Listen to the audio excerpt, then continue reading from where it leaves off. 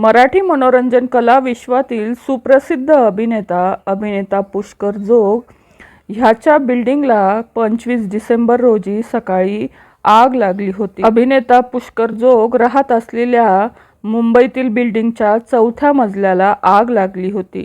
ही आग खूप भीषण होती।